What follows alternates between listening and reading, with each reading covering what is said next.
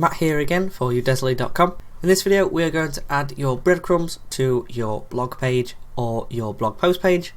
So if you want to get started by adding a div block inside of your container like so, and give this a name, breadcrumb div, and then just add probably a bit of padding at the bottom of 30 pixels like so. You want to add a list in here and you want to change it to no bullets, and then you want to make sure your unordered list is selected and select flexbox, and then go to and just make sure it's central like so.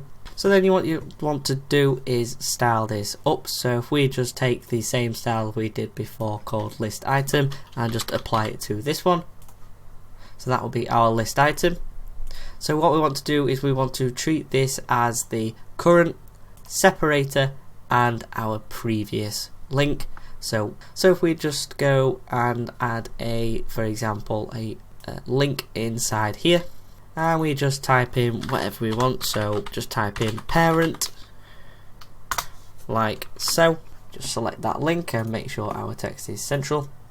And then if we go ahead and select this list item again, if we just type in list item, and then let's add a combo class of separator, and then we just remove the background color, and then we can add a text block or an image inside this list item like so to be our separator, but I want it just to be a text like so, so I just want slash there.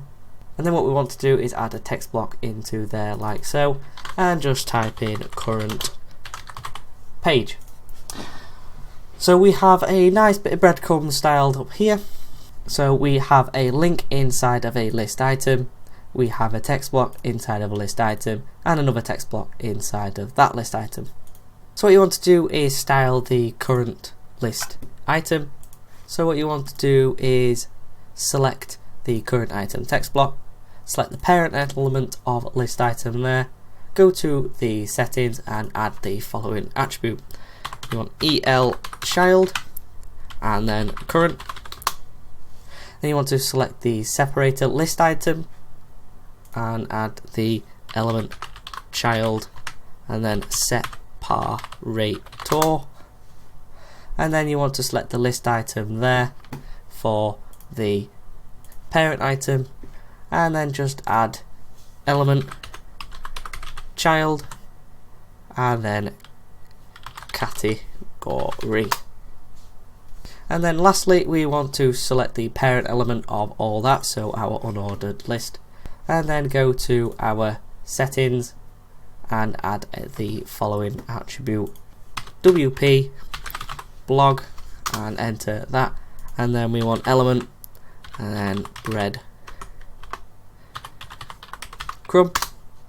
So then what this tells us is that this is element breadcrumb, and then the list items inside there are category, separator and current page. Now you can add a link block inside of the list item and style that, so then all of this list item is selectable rather than just the text.